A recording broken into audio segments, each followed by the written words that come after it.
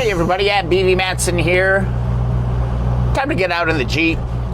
This was a big project, and yeah, it's time to enjoy this darn thing. We'll take a close look today. We'll go for a little drive. This should be a fun little video. It is a beautiful fall day in Michigan. It's like 70 degrees. Leaves are all changing. I'm out in my Jeep Wrangler, baby. Look at that. All in all, I actually ripped through this project pretty quickly. I'd say I probably had about 6 months in the restoration on this thing once I actually started tearing into things. And I tell you what, I picked up some new skills along the way. There's a reason why. Ooh, getting a little bumpy. Love it. The Wrangler loves it. Oh, the Wrangler loves it. Let's go. You know, there's a reason why people charge a lot of money for body work and painting. It's a lot of labor, man. It's a lot of labor. I'm not sure I ever want to do it again on a full vehicle. I'll do motorcycles, that's one thing. But, yeah.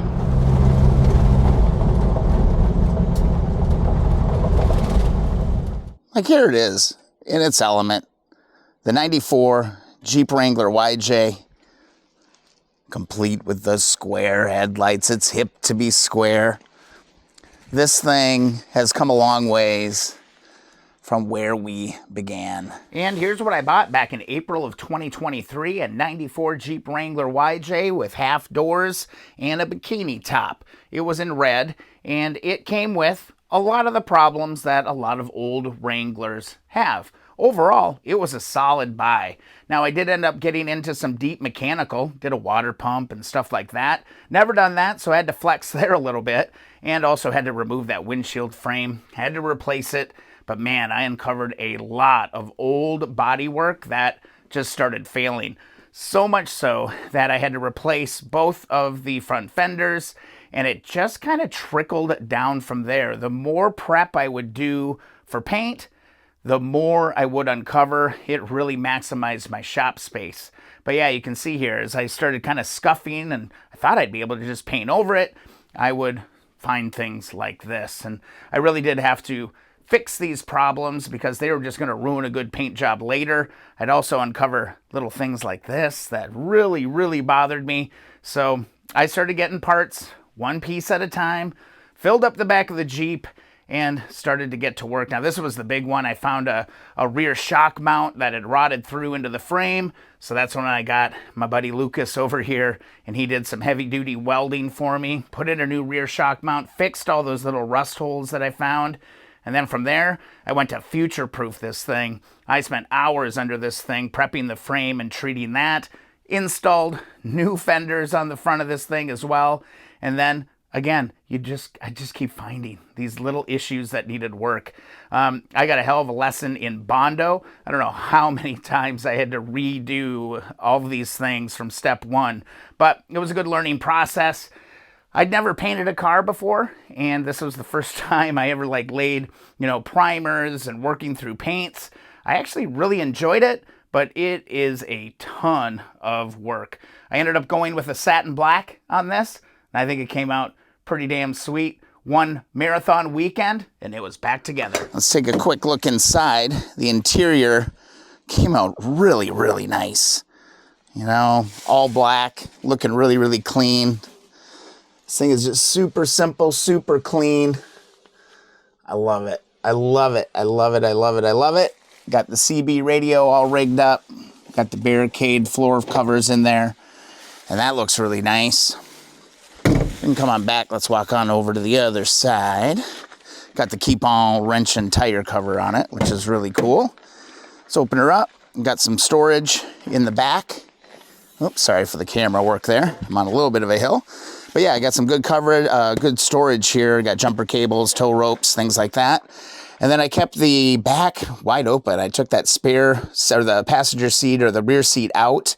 And this just gives me a lot of versatility to be able to put bags and different anchor points and things in here. The fun part about this is going to be really kitting this thing out.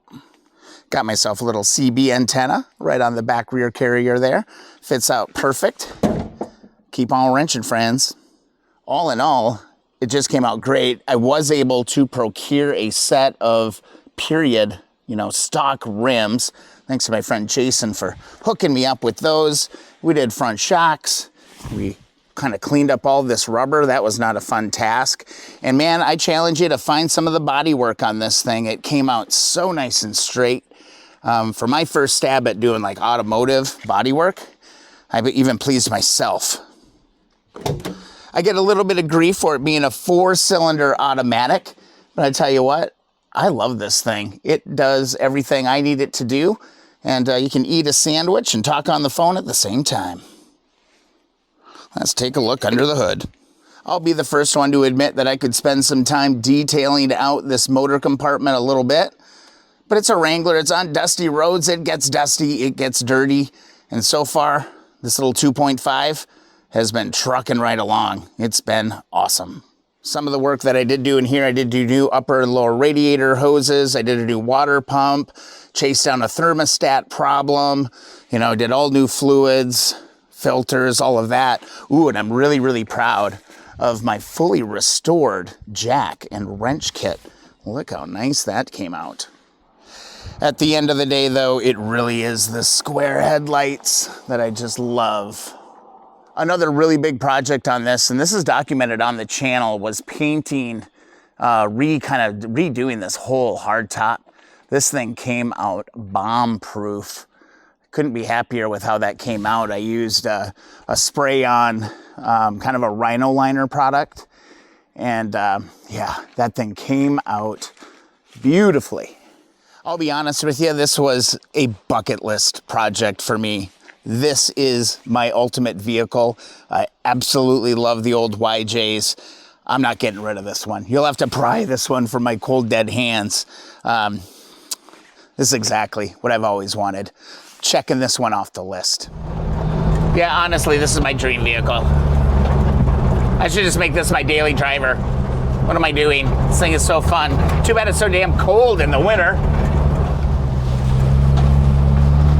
And this is where the Jeep Wrangler is really in its element. This is where it can be so much fun.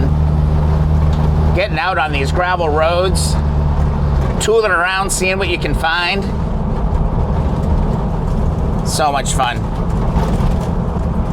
Yeah, man, this is my happy place right here, no joke.